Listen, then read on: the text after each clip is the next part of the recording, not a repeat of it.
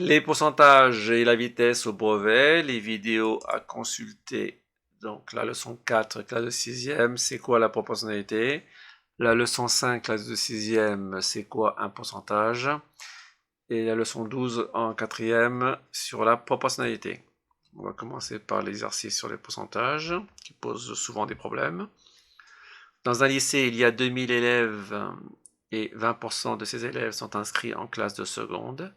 Combien d'élèves sont inscrits en classe de seconde? Donc là, c'est simple, c'est la base, vous devez la connaître absolument. Donc il suffit d'appliquer 20% à 2000. Donc 2000 fois 20% est égal à 400. Donc cela équivaut aussi à multiplier 2000 par 0,20. C'est la même chose. Donc ça, vous devez connaître cette pratique absolument. Elle est simple, mais elle est essentielle. On continue avec un exercice un peu plus compliqué. Il y a 175 filles inscrites en classe de seconde. Elles représentent 25% du nombre total de filles du lycée. Combien de filles sont inscrites au lycée? Alors là, vous avez un nombre de filles, vous avez le pourcentage correspondant et vous n'avez pas le nombre total. Donc, soit x le nombre de filles inscrites en seconde. Donc, le nombre de filles fois 25% égale 175. Ça, c'est ce que nous avons. Alors, le x, c'est le nombre total.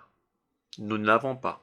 Le nombre total fois 25%, c'est égal à 175. Donc, il faut trouver x. C'est très simple. Donc, 25%, on va le transformer en 0,25, parce que 25%, c'est 25 sur 100. Donc, x fois 0,25 est égal à 175. Donc, on va se débarrasser du 0,25. Là, il est en multiplié, donc il va passer en divisé. Donc, il faut faire 175 divisé par 0,25 et vous avez le nombre total de filles. Difficile, mais je pense que en réécoutant, c'est jouable. On continue. Un objet coûte 35 euros. Le prix baisse de 25%. Quel est son nouveau prix? Donc là, le coefficient multiplicateur. Alors, baisse de 25% pour vous. Ça veut dire que le coefficient multiplicateur va commencer par 0. Et pour trouver 75, vous faites 1 moins 0,25. Ça fait 0,75. Donc 1 moins 0,25, ça fait 0,75. Vous avez votre coefficient multiplicateur. Après, il faut l'appliquer au prix et vous avez votre prix nouveau. On aurait pu faire autrement. On aurait pu faire comme ici. Appliquer le pourcentage au prix. Donc c'est 35 fois 25 sur 100. Vous aurez trouvé un résultat. Et après, vous auriez fait 35 moins ce résultat et vous aurez eu votre nouveau prix. Donc, réécoutez bien, c'est très jouable, hein.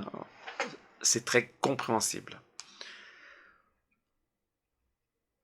Un objet coûte 70 euros en janvier 2023 et 140 euros en décembre 2023. Donc, nous avons un nouveau prix, un ancien prix. Calculez le pourcentage d'évolution du prix de cet article de janvier à décembre. Donc là, on cherche un pourcentage. Donc, dans ce cas-là, il faut appliquer la formule. Prix final, c'est le prix nouveau, c'est 140, sur prix initial, 70 euros. Donc, ça fait 140 sur 70, ça fait 2. Et là, c'est là que vous devez faire votre travail. Là, le 2, c'est un coefficient multiplicateur, vous devez l'interpréter. Alors, quand il s'agit de 2, c'est une hausse de 100%. Si vous aviez trouvé 1,50, on aurait parlé de hausse de 50%. Si vous avez trouvé 1,30, on aurait parlé de hausse de 30%. En revanche, si vous avez trouvé 0,70, là, on aurait parlé de baisse. De baisse de combien? De 30%. Si vous avez trouvé 0,50, on aurait parlé de baisse de 50%. Donc, quand c'est une hausse, ça commence par 1. Quand c'est une baisse, ça commence par 0. On continue. un article augmente de 12% puis baisse de 25%, quel est le pourcentage d'évolution globale correspondant? Là, nous n'avons pas de prix, donc nous n'avons que des pourcentages. Alors, augmenter de 12% pour vous, ça veut dire 1,12, ce sont les coefficients multiplicateurs. Donc, augmentation de 12%, donc ça commence par 1, et c'est augmente de 12%, donc c'est 1,12. En revanche, une baisse de 25%, ça commence par 0, et après on fait 1 moins 0,25, parce que 25% c'est 25 sur 100, donc 1 moins 0,25, ça fait 0,75. On multiplie les deux coefficients multiplicateurs, on trouve 0,84, ce qui équivaut à 1 moins 0,16, et la baisse globale est de 16%. Mentalement, vous devez être capable maintenant d'analyser ce chiffre-là. Donc là, il y a 0,84. Donc pour aller à 100, c'est 16. Donc 16%. Mais la pratique, c'est fait 1 moins 0,16 correspond à 0,84. Donc la baisse est de 16%. On finit par les pourcentages, et un exercice assez dur que je pense vous n'aurez pas au brevet, mais on ne sait jamais.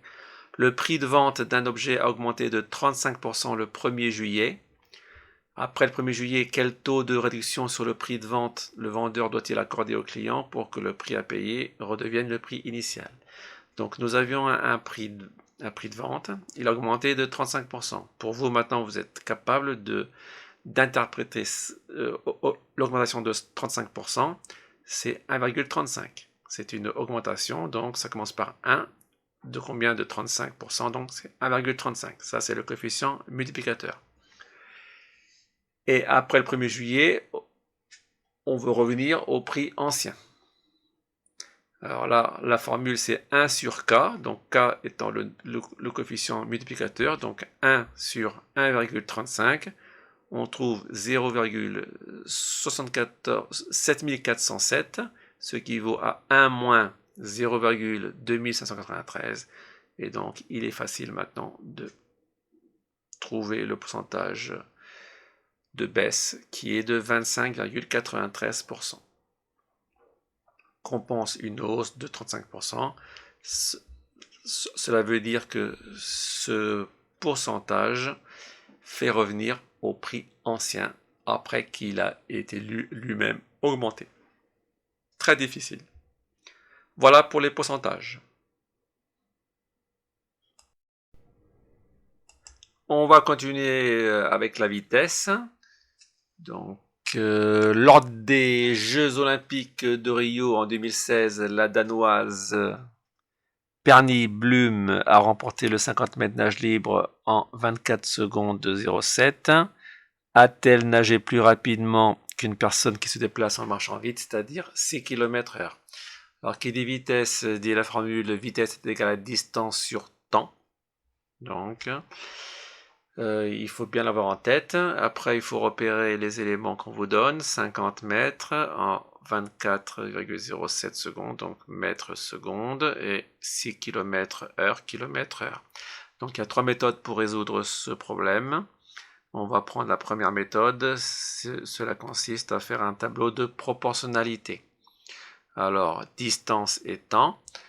Alors, la distance, on va la mettre en kilomètres, puisque pour pouvoir la comparer avec la personne qui se déplace vite, et le temps en secondes.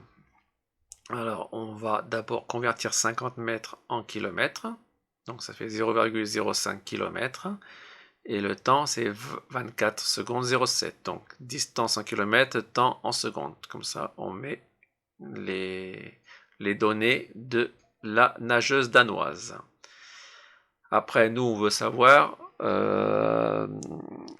à quelle vitesse elle nage par rapport aux 6 km/h de la personne.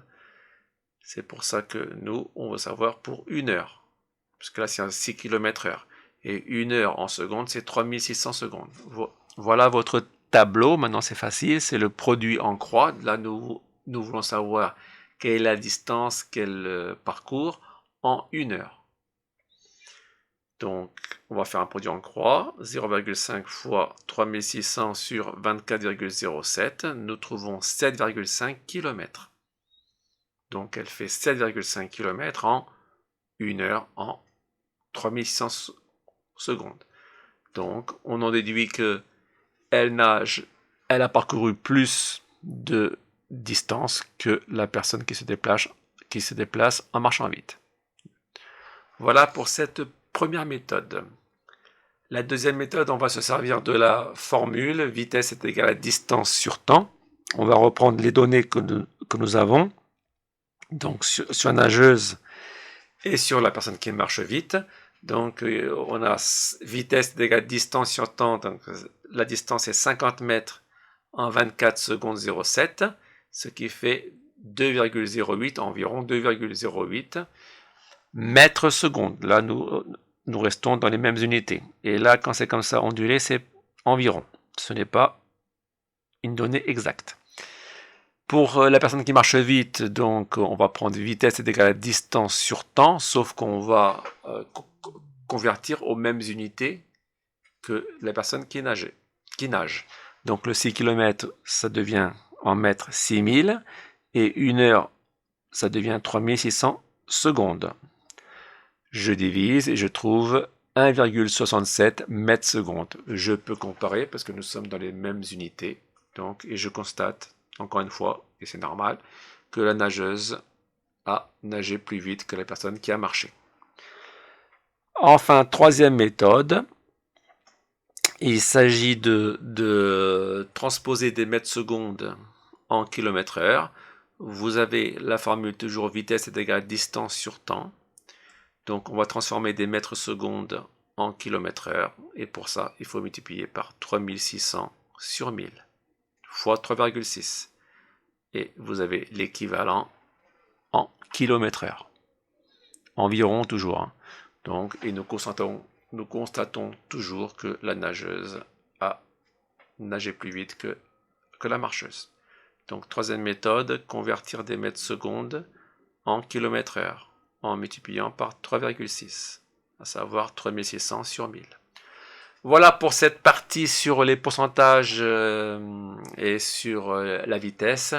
À réécouter plusieurs fois parce que c'est assez ardu. Voilà, c'est fini.